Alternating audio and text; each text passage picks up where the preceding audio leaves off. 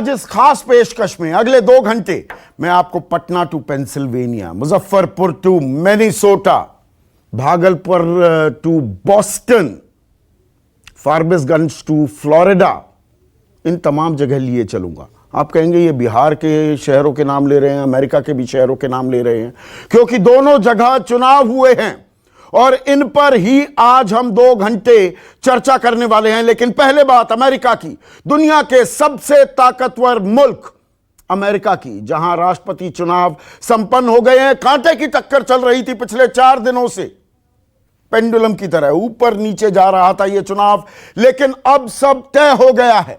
America ने अपना नया राष्ट्रपति चुन लिया है। 290 इलेक्टोरल वोट हासिल करने के बाद जो बाइडेन ने राष्ट्रपति चुनाव की ये जंग जीत ली है, वो अमेरिका के 46वें राष्ट्रपति बनने वाले हैं। और कुछ दिलचस्प बातें हैं यहां पर। 290 इलेक्टोरल वोट्स, 538 का वहां पर टोटल इलेक्टोरल वोट्स का आंकड़ा है। 270 जिसने हासिल कर ली वो राष्ट्रपति बन जाता है। तो राष्ट्रपति बनने जा रहे हैं जो बाइडेन, सबसे उम्रदराज राष्ट्रपति होंगे वो, और सबसे लंबे अंतर से जीतने वाले, सबसे ज्यादा वोट हासिल करने वाले राष्ट्रपति भी बनेंगे जो बाइडेन। और साथ में उपराष्ट्रपति बनेंगी कमला हैरिस, जिनके पिता जमैकन हैं और मां भारतीय। तो भारतीय मूल की एक महिला, पहली महिला होंगी जो उपराष्ट्रपति बनेंगी और पहली भारतीय मूल की महिला उपराष्ट्रपति पद पर बैठने वाली हैं। और जो बाइडेन क्यों बने हैं राष्ट्रपति? पेंसिल्वेनिया में जीत के बाद बाइडेन ने इस जंग में अब निर्णायक बढ़त हासिल कर ली है। अब डोनाल्ड ट्रंप के लिए कोई रास्ता नहीं, खिसियानी बिल्ली खंबा नोचे की तरह वो कोर्ट जाने का, लगातार कोर्ट जाने की बात कर रहे हैं। लेकिन अब वहां पर भी कुछ ज्यादा बनने वाला नहीं है। एक्सपर्ट्स इस बारे में बताएंगे, एक पूरा एक्सपर्ट्स का पैनल भी मेरे साथ जुड़ने वाला है। और जीत के बाद अपने पहले संबोधन में बाइडेन ने कहा कि वो देश को तोड़ना नहीं चाहते, जोड़ना चाहते हैं। वो जोड़ने वाले राष्ट्रपति बनेंगे। ब्लू रेड नहीं होगा अमेरिका। रेड रिपब्लिकन्स का रंग है और ब्लू डेमोक्रेट्स का रंग है। वो कह रहे हैं कि ब्लू रेड की बात नहीं, एक देश है, इस एक देश में एकजुटता मैं लाने की भरपूर कोशिश करूंगा। सुनिए। You placed in me. I pledge to be a president who seeks not to divide but unify, who doesn't see red states and blue states, only sees the United States. I'm a proud Democrat, but I will govern as an American president. I'll work as hard for those who didn't vote for me as those who did. Let this grim era of demonization in America begin to end here and now. And I'll have the honor of serving with the fantastic Vice President who you just heard from, Kamala Harris, who makes history as the first woman, first black woman, the first woman from South Asian descent, the first daughter of an immigrant ever elected in this country. तो अपने इस संबोधन में Joe Biden, जो राष्ट्रपति बनने जा रहे हैं, उन्होंने कमला हैरिस का भी जिक्र किया है। भारतवंशी हैं, उनकी मां भारतीय हैं, उनके पिता जमैकन हैं, जैसा मैंने पहले बताया। तो पहली अश्वेत महिला, पहली महिला और ऊपर से अश्वेत, 56 साल की कमला हैरिस अब अमेरिका की उपराष्ट्रपति चुनी गई हैं। और उन्हें ये जो गौरव मिला है उसके बारे में वो क्या कुछ कह रही है वो भी सुन लेते हैं। Wrote, democracy is not a state, it is an act. And what he meant was that America's democracy is not guaranteed. It is only as strong as our willingness to fight for it.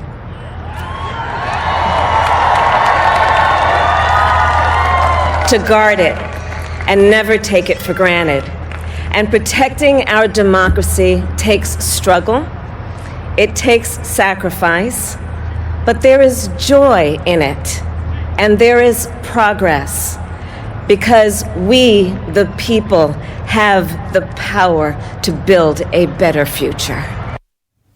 तो इसलिए हम ऊपर पट्टी भी चला रहे हैं। Patna to Pennsylvania बदल रही है सियासी दुनिया, तो अमेरिका बदल गया है। और जो बाइडेन की जीत के बाद उनके समर्थकों में जबरदस्त उत्साह है, जश्न का माहौल है। वॉशिंगटन में व्हाइट हाउस के सामने, वॉशिंगटन डीसी में व्हाइट हाउस के सामने बाइडेन के समर्थकों ने जमकर जश्न मनाया। और वहां मौजूद अनिल सिंह की ये एक्सक्लूसिव रिपोर्ट देखी। मैं व्हाइट हाउस के सामने हूं। ये जो जश्न है ये डेमोक्रेटिक पार्टी का जश्न नहीं है, ये अमेरिका की महान जनता का जश्न है। आज राष्ट्रपति अपने अभिभाषण में अमेरिका से नस्लवादी नीति को खत्म करने का ऐलान किया। उन्होंने कहा कि आर्थिक पुनर्उन्नति होगी और इसके साथ साथ हम कोरोना से लड़ेंगे। सबसे बड़ी बात उनकी भाषण की ये रही है कि उन्होंने कहा है कि हम साइंस में यकीन करेंगे और कोरोना को साइंस से खत्म करेंगे, मिथ्या से खत्म नहीं करेंगे। सब समाज को लेके एक साथ चलने की बात राष्ट्रपति जो बाइडेन ने कही है। आज लोकतंत्र के इतिहास में एक ये अनोखा दिन है, ये एक ऐतिहासिक दिन है जब ऐतिहासिक मतों से जनता ने बाइडेन को यहां से जिताया है। बैलेट पेपर खुलने के बाद जो पोस्टल बैलेट पेपर आए हैं उनमें से इनकी जीत मुकर्रर होने लगी। आज ट्रंप को यहां वापस जाना पड़ा क्योंकि उनकी नस्लवादी नीति के कारण पूरे अमेरिका में जिस तरीके के जन आंदोलन हुए और श्वेत आंदोलन हुए वो निंदनीय रहा। अब ये बात बाइडेन साहब ने लोकतंत्र की पुनर्स्थापना की बात की है। Anil Singh, white house, news 24। ये आप जश्न देख रहे हैं व्हाइट हाउस के सामने, ये जश्न किसी एक रेस का नहीं है और श्वेत लोग सभी लोग राष्ट्रपति के विजय का जश्न मना रहे हैं। यह एक बात खास आपको बताना चाहूंगा कि सामने देखिए लिखा हुआ यू आर फायर्ड। ये ट्रंप के एक टीवी प्रोग्राम का कोट है जिस प्रोग्राम में ट्रंप गेस्ट को कहा करते थे यू आर फायर। तो आज जनता ने इस पोस्टर को लगाया है कि mister Trump you are fire. ये एक अमेरिकन सोसाइटी है जहां इनके किए को दोबारा जनता सौंप दी है। Anil Singh, white house. तो यहां पर अमेरिका की राजधानी की हम आपको तस्वीरें दिखा रहे थे। व्हाइट हाउस के बिल्कुल सामने अनिल सिंह मौजूद थे। मेरे साथ एक्सपर्ट्स का एक पैनल जुड़ गया है। एम्बेसडर अशोक सज्जनहार है मेरे साथ, किसी परिचय के मोहताज नहीं, अमेरिका में भी इन्होंने काम किया है। और अमेरिका से 3 खास मेहमान, रात को उनको हमने जगा रखा है। यहाँ तो सुबह है, वहाँ आधी रात है और आधी रात में भी जगे हुए हैं। मनीष चौहान वॉशिंगटन से ही हमारे साथ जुड़ गए हैं। अमन आनंद मिनेसोटा से जुड़े हुए हैं, इसलिए मैंने कहा मुजफ्फरपुर टू मिनेसोटा आपको लेकर चलेंगे। और क्लीवलैंड ओहायो से जीनिया बहल पत्रकार हैं, यहां पर भी भारतीय चैनलों में भी काम किया है, अब अमेरिका में सेटल हो गई हैं। तो अशोक सज्जनहार, सबसे पहले तो आम दर्शक के लिए जो बाइडेन हम यहां पर अनाउंस कर रहे हैं 46वें राष्ट्रपति होंगे, सबसे उम्र दराज भी होंगे, सबसे ज्यादा वोट पाने वाले भी अमेरिकी इतिहास में वो राष्ट्रपति बने हैं। लेकिन डोनाल्ड ट्रंप, वो अदालत जाने की धमकी और कोर्ट के पचड़े, कानूनी दांवपेच अब डन एंड डस्टेड है या कानूनी दांवपेच अभी भी आड़े आ सकते हैं? नहीं, आड़े नहीं आ सकते, चलते रहेंगे। डोनाल्ड ट्रंप तो आपको पता है, he is a fighter, he will not give up, he is a very सोर लूजर। उनको हार बिल्कुल भी पसंद नहीं है, तो वो सभी कुछ ना कुछ ऐसे दाव पेच लगाने का प्रयास करेंगे। परंतु बॉटम लाइन में संदीप जी ये कहूंगा, जो उस देश की जनता ने ये मान लिया है, जो बाइडेन ठीक तरीके से, इंटेग्रिटी से, ऑनेस्टी से और फ्लॉलेस इलेक्शन से जीते हैं, जनता ने मान लिया है डोनाल्ड ट्रंप कुछ भी करते रहें उसका कोई अंतर नहीं होगा। और आपने देख लिया है, प्रधानमंत्री मोदी ने उनको बधाई दे दी है, दोनों को, कमला हैरिस को और जो बाइडेन को, और पूरी दुनिया से उनके लिए बधाइयों के पुल बन गए हैं। तो इसीलिए इसमें अभी कोई शक शुबा नहीं रह गया है। 20 जनवरी को इनका उद्घाटन होगा, वो इनॉग्रेट होंगे और अपनी रिस्पॉन्सिबिलिटी संभाल लेंगे दोनों के दोनों। अब यहां पर एक और अहम बात, जो उनके संबोधन का मैंने एक क्लिप दिखाया यहां पर, एम्बेसडर वो कह रहे हैं मैं देश को तोड़ने वाला राष्ट्रपति नहीं बनूंगा। अमेरिका रेड या ब्लू नहीं है, ये संयुक्त जो राज्य हैं, ये एक पॉटपुरी है, ये मिला जुला है। ऐसा नहीं कि एक रंग में अमेरिका को रंग दिया जाएगा। और यहां पर भारत में भी यकायक अब सब पत्रकारों को, अखबारों को यह भी याद आने लगा है कि जो बाइडेन तो भाई उपराष्ट्रपति भी थे। भारत अमेरिका के बीच जो न्यूक्लियर डील हुई, एज अ सेनेटर उन्होंने बहुत अहम भूमिका निभाई थी रिपब्लिकन्स डेमोक्रेट को यह समझाने के लिए। तो भारत के साथ रिश्ते मजबूत करने, प्रगाढ़ करने में एक अहम भूमिका थी जो बाइडेन की। हमें यह भी याद आने लगा है, ये अभी याद आने लगा है, या ये दरअसल एक नैरेटिव क्रिएट किया जा रहा है अभी एम्बेसडर, क्योंकि अब डेमोक्रेट आ गए वहां पर। नहीं, बिल्कुल ठीक है, बिल्कुल। ये मेरे ख्याल से क्योंकि ट्रंप साहब रहे हैं 3-3.5 साल पहले, तो एकदम जो हमारी कॉन्शियसनेस के ऊपर वो हावी हो गए। परंतु जो बाइडेन का हमेशा से बहुत ही अहम रोल रहा है। देखिए, जो आपने पहले टिप्पणी की, जो बाइडेन साहब ने जो कहा, जो मैं पूरे अमेरिका का राष्ट्रपति हूं, मैं रेड स्टेट्स का नहीं हूं, मैं ब्लू स्टेट्स का नहीं हूं। Sandeep ji, with all respect मैं कहना चाहूंगा, it is easier said than done, because वहां की जो पॉलिटिक्स है, वहां की जो पॉलिटिक है, बहुत ही डिवाइडेड है, बहुत ही फ्रैक्चर्ड है। आपने बिल्कुल ठीक कहा, जो इनको करीब 75 मिलियन वोट मिले हैं, जो कि किसी को नहीं मिले। परंतु अगर आप देखें, डोनाल्ड ट्रंप को भी 70 मिलियन मिले हैं, जो कि बराक ओबामा को 2008 में अगर 69 मिलियन मिले थे, तो उससे ज्यादा मिले हैं। इनको जो पिछले बारी मिले थे 2016 में, उससे 6-8 मिलियन ज्यादा मिले हैं। तो ट्रंप का जो वो है, जो आइडियोलॉजी है, that has not been rejected by America। तो और उसमें भी सेनेट की अगर आप देखें आसान भाषा में, ताकि भारतीय दर्शक हमारे समझ पाएं, वहां की जो संसद है वहां पर रिपब्लिकन्स का कब्जा है। अभी वहां पर भी बड़ी दिक्कत होगी। वो राष्ट्रपति प्रणाली है, इसीलिए दर्शकों को समझने की जरूरत है। आप कहेंगे अरे संसद में जिसकी बहुमत है वही तो देश चलाएगा। वो संसदीय प्रणाली नहीं है, पार्लियामेंट्री डेमोक्रेसी नहीं है, वो प्रेसिडेंशियल फॉर्म है। और वहां पर वो अपने मंत्री खुद चुनते हैं, वो संसद से चुनने की जरूरत नहीं है। वो अपने स्पेशलिस्ट जिनको चुनना चाहे उनको मंत्री बना सकते हैं, अपना विदेश मंत्री, रक्षा मंत्री। हमारी तरह नहीं है कि संसद से उनको आने की जरूरत होती है। तो संसद में रिपब्लिकन्स अभी रोड़ा बन सकते हैं। ये एक दिक्कत, सबसे बड़ी दिक्कत जो सामने आएगी जो बाइडेन की।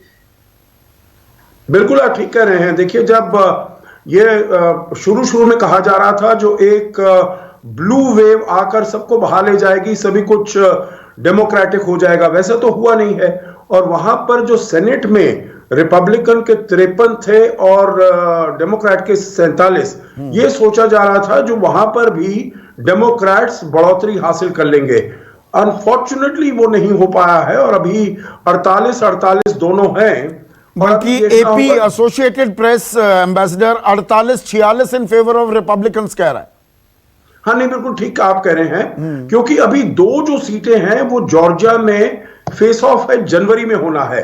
अगर वो वाली जो 2 सीट हैं वो ये ले जाते हैं, क्या कहते हैं, डेमोक्रेट्स ले जाते हैं, तो वो इक्वल हो जाएंगे, और 2 इंडिपेंडेंट्स हैं उसके साथ वो मिल जाएंगे।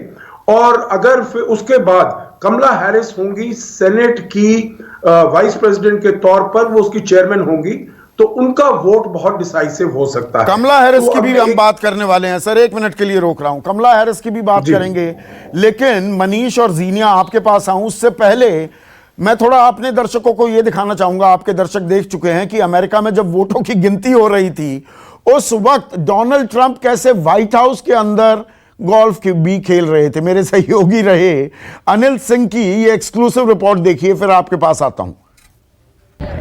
ये देखिए, ये व्हाइट हाउस का लॉन है जहां पे आज राष्ट्रपति ट्रंप सुबह में गोल्फ खेल रहे थे। गोल्फ खेलने के बाद तकरीबन 9 बजे के आसपास जब उन्होंने देखा कि यहाँ पे हजारों लोग उनके हार का जश्न मना रहे हैं, हारने की बात उनको गोल्फ खेलने के बाद पता लगी।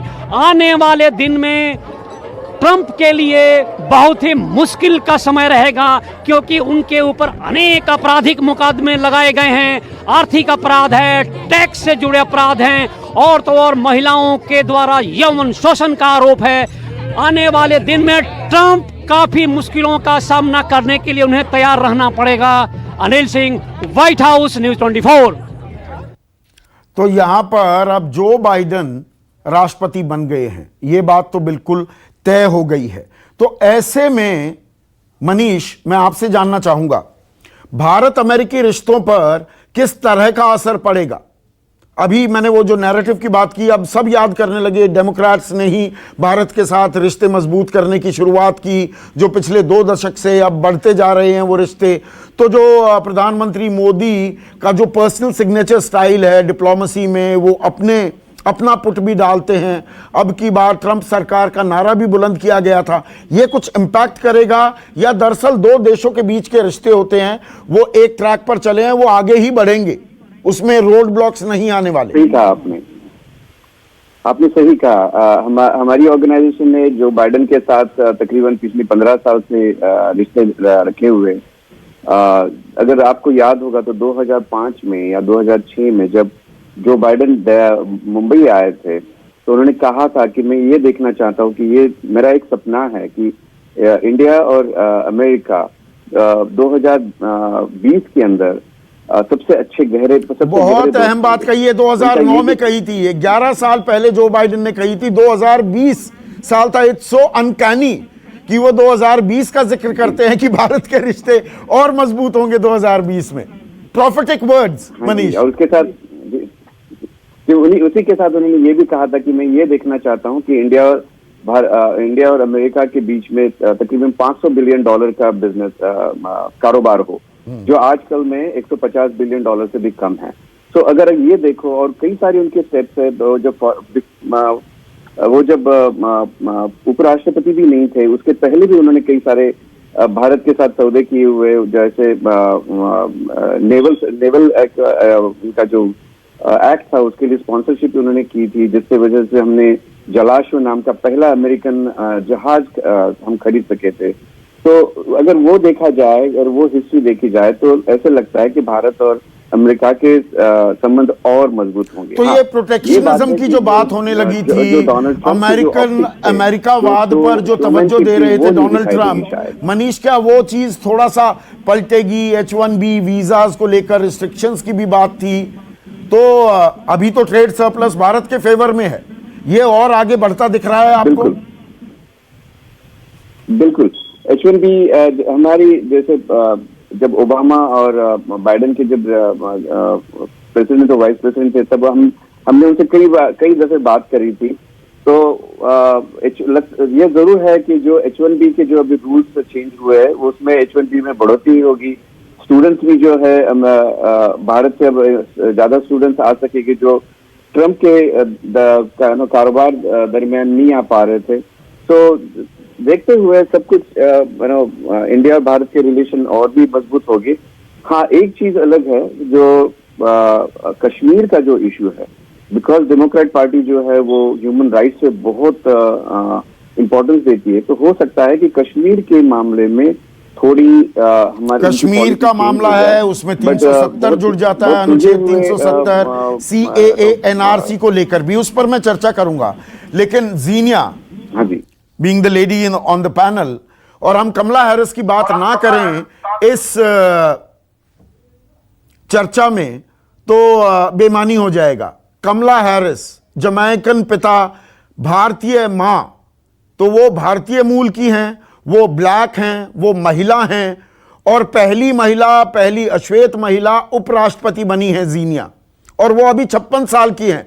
आगे की भी राह देखें तो अमेरिका, जिसने आज तक किसी महिला को, किसी औरत को राष्ट्रपति नहीं बनाया है, सबसे पुरानी डेमोक्रेसी होने के बावजूद, वो रास्ते भी खुलते दिख रहे हैं। ये कमला हैरिस का इस रेस में आना और जो बाइडेन के लिए एक तरह से एक एडवांटेज के तौर पर उभरना, यह भी एक अहम डेवलपमेंट है इस चुनाव की। जी, ये बहुत ही ऐतिहासिक दिन है, और ये जैसा कि आपने कहा बहुत ही अहम डेवलपमेंट है।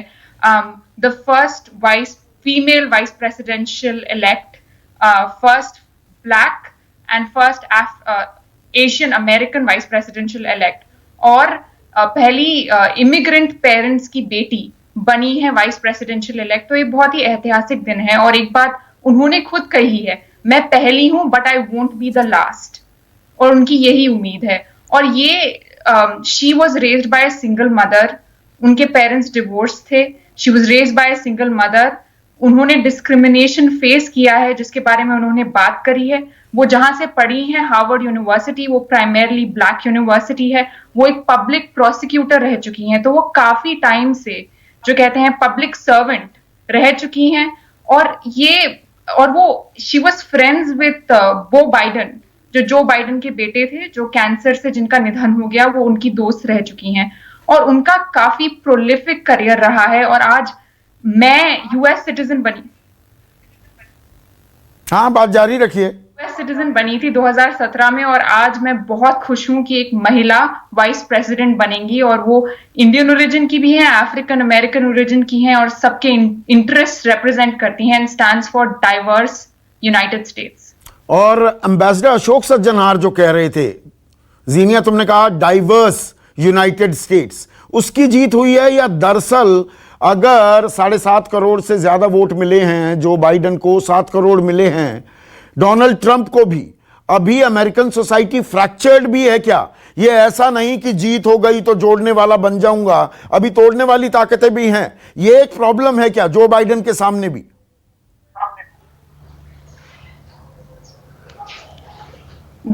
मेरा ऐसा मानना है कि ये बहुत ही पोलराइज्ड इलेक्शन रहा है। एक तरफ डोनाल्ड ट्रंप रहे हैं, उनके अंडर बहुत रायट्स हुए हैं, बहुत प्रोटेस्ट हुए हैं, तो ये एक पोलराइज्ड इलेक्शन है। ये सब न्यूज चैनल्स कह रहे हैं कि ये एक पोलराइज्ड इलेक्शन है। और अभी वो जिस तरह से बोल रहे हैं कि मैं कोर्ट जाऊंगा, मैं कोर्ट केस लड़ूंगा, he is called for recounting in Wisconsin, तो आगे बहुत चैलेंजिंग होने वाला है जो बाइडेन के लिए। लेकिन उन्होंने ये कहा है कि मैं रेड नहीं देखूंगा, मैं ब्लू नहीं देखूंगा, मैं सिर्फ देखूंगा यूनाइटेड स्टेट्स ऑफ अमेरिका। चाहे कोई रिलीजियस हो, चाहे कुछ बैकग्राउंड से आता हो, there should not be any discrimination. और उन्होंने ये कहा ये जो डिमोनाइजेशन हो रहा है अमेरिका में, वो अभी रुक जाना चाहिए। पर वो कहते हैं ना Zeenia, it's easier said than done, वो भी एक प्रॉब्लम है। और मेरे साथ अमन आनंद भी जुड़ गए हैं मिनेसोटा से। और अमन, मैंने शुरुआत में ही कहा अपने ओपनिंग रिमार्क्स में कि आज मैं Patna to Pennsylvania, Muzaffarpur to Minnesota, Forbesganj to Florida, Kishanganj to California, सब जगह ले जाने वाला हूं। और ये इसलिए कि देखिए अमेरिका में एक बदलाव आया। यहां पर जो एग्जिट पोल्स आए हैं कल बिहार चुनाव को लेकर, वहां पर भी एक बदलाव की बयार दिख रही है। तो ये वोट फॉर जो चेंज दिख रहा है, इसमें कोरोना काल, ये आपदा काल जिसमें नौकरियों पर तलवारें लटकी, नौकरियां गई, तनख्वाहें कटी, उसका भी एक बड़ा इंपैक्ट दिखा है आपको। और कोरोना अभी सबसे बड़ी, और चीजों की समस्या की तो मैंने बात की, वो साइंटिफिक वे से कोरोना से लड़ने की जो बाइडेन बात कर रहे हैं, अभी कोरोना को लेकर ये मल्टी वेव्स का जो खतरा मंडरा रहा है, ये सबसे बड़ा चैलेंज हो जाएगा अभी। जी बिल्कुल। तो मैं जहां देखता हूं, अगर आप अभी देखें, अभी जो भी आउटकम्स आए हैं उसके हिसाब से, तो एक ये इम्पोर्टेंट बात है जो कि अमेरिका के लोगों ने डाइवर्सिटी को एक्सेप्ट किया। और ये हमारे लिए नहीं, वर्ल्ड में जहां भी लोग हैं उनके लिए एक मैसेज है कि राजनीति अपने स्तर से हो, लेकिन आपको डाइवर्सिटी को एक्सेप्ट करना है, इंक्लूजन को एक्सेप्ट करना है। बिना इंक्लूजन के, सोशल इंक्लूजन के बिना आप आगे नहीं बढ़ सकते। और ये इलेक्शन इसलिए भी इम्पोर्टेंट था कि पूरी दुनिया ये जानना चाहती थी कि अमेरिका में क्या हो रहा है। तो आप लोगों ने अभी ये बात बोला कि इलेक्शन काफी बहुत ज्यादा, अगर आप देखें तो मतलब मुद्दों की बात बहुत ज्यादा नहीं थी, जो बाकी इफेक्ट थे वो यहाँ पर बहुत ज्यादा थे। तो आपने ये कहा कि आपको जो अभी हाल में जो इंडिया में जो इलेक्शन हो रहे हैं, यहाँ के इलेक्शन के आउटकम, तो एक मैसेज तो मिलता ही है कि विदाउट इंक्लूजन राजनीति अब संभव नहीं है। हाँ, इंक्लूजन की राजनीति के संकेत है क्या? आप बड़ी बात कह रहे हैं अमन, क्योंकि वर्ल्ड वाइड आप एक ट्रेंड देखो तो राइट विंग हावी हो रहा है राजनीति पर अलग अलग देशों में। वो फ्रांस की बात हो, इंग्लैंड की बात हो, इजराइल की बात हो, ब्राजील की बात हो, राइट विंग सोच हावी होती दिख रही थी। तो ये इंक्लूसिवनेस के लिए वोट देख रहे हैं आप? बिल्कुल देख रहे हैं। और देखिए, मैं जब अमेरिका आया था, आज आप एक बार सुनिए, 2 बेटियां हैं, दोनों यहाँ के नागरिक हैं, तो भारतीय नागरिक नहीं है ये। तो आप ये देखें कि यहाँ जो लोग आ रहे हैं, इमिग्रेंट्स आ रहे हैं, वो ये देख रहे हैं कि I am seeing a future with my daughter, she can be the president of the United states, which is a big hope, which is a big hope. I mean it's not a very understand, ये जो statement है अपने आप में strong है। इतने सालों में आप ये देखें, इतिहास में ऐसा नहीं हुआ। तो मैं ये कहना चाहूंगा कि भारत की राजनीति में या विश्व की राजनीति में जो भी जहां लोग हैं वो ये मान के चले पोलराइजेशन की राजनीति नहीं चलने वाली है। और आपको अपने शब्दों का बहुत ख्याल रखना होगा। बिल्कुल, जोड़ने की बात, जोड़ने को तवज्जो दी जा रही है। क्या अमेरिका ने यह संकेत दिया है? यह संकेत क्या अब बाकी दुनिया में भी जाएगा? मैं इसीलिए राइट विंग राजनीति की भी यहां पर बात की है। नमस्कार, मैं हूं मानक गुप्ता। अगर आपको हमारा ये वीडियो पसंद आया हो तो इसे लाइक और शेयर जरूर करें, और हां, हमें सब्सक्राइब और फॉलो करना ना भूलें ताकि आप देश और दुनिया की कोई खबर मिस ना करें। तो जुड़े रहिए हमारे साथ और देखते रहिए न्यूज़ 24।